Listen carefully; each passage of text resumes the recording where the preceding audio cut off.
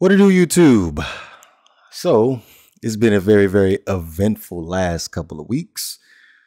The Miami Dolphins have decided to hire 49ers offensive coordinator Mike McDaniel as the Miami Dolphins' next head coach.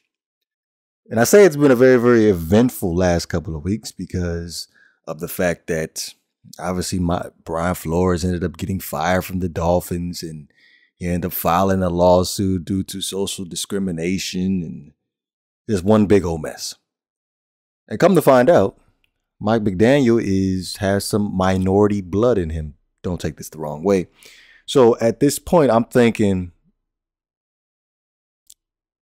Dolphins get two points. Number one, they actually get a coach. And then number two, wherever they just had to sit down for their case, they can make the case that no, it wasn't discrimination. Mike McDaniel has some black in his blood.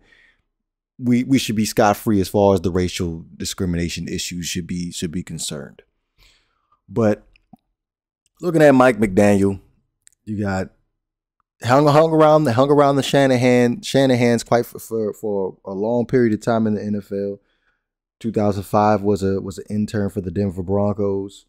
Was offensive assistant from 2006 to 2008. I believe that's Gary Kubiak, and was a Washington offensive assistant from 2011 to 2012 with Mike Shanahan again, and was in Atlanta from 2015 to 2016. That was the Super Bowl run when Mike Shanahan was the offensive coordinator and Mike McDaniel was the offensive assistant.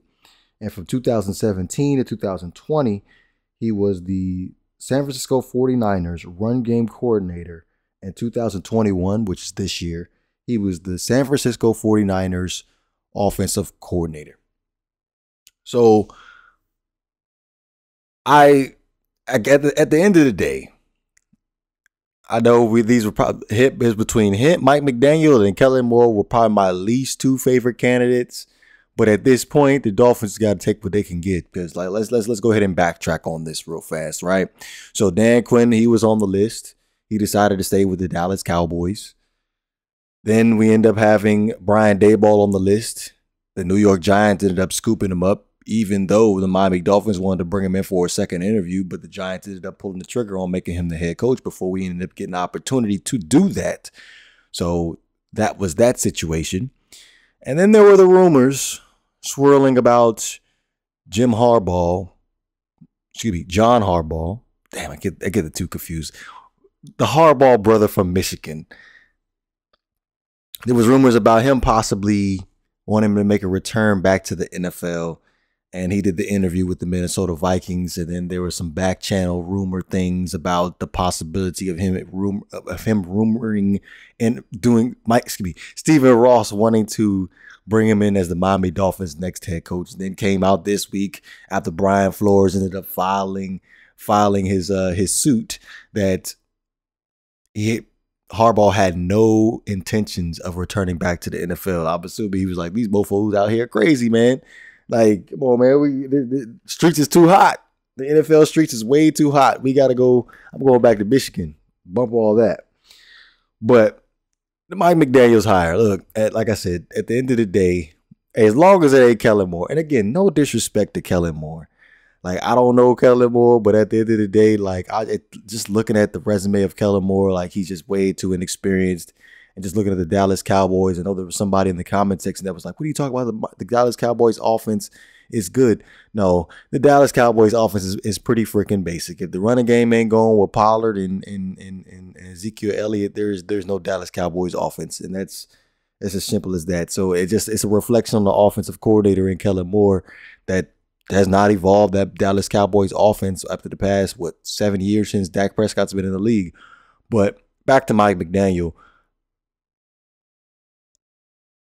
Hey, I'll take it. All right, I'll take it. Because really, who else we got out there? Like, well, we got a lot of people out there that were more experienced head coaches, but we already know what the game is. We want to get these young guys, and without actually saying it, it just seems like we want these guys to do what the front office wants him to do, not have a mind of his own and That's how we're going to end up being successful. But as far as the whole Mike McDaniels thing, man, just his background with the Shanahans, I can see him taking a lot of pressure off of Tua. If Tua is going to be our starter for 2022 week 1, is doing some serious work with this Miami Dolphins running game.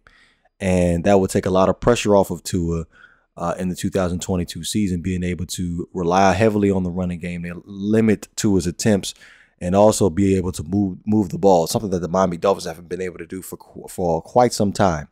But again, man, Mike McDaniels is the Miami Dolphins' new head coach. I believe, what is this, the third head coach in the past 10 years?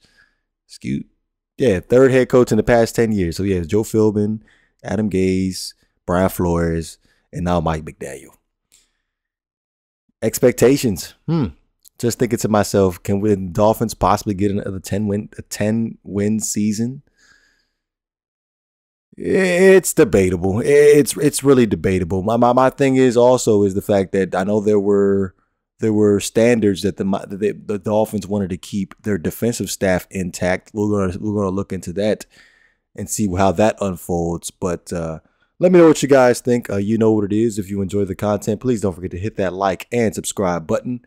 This is Great One Devore. I'm up out of here.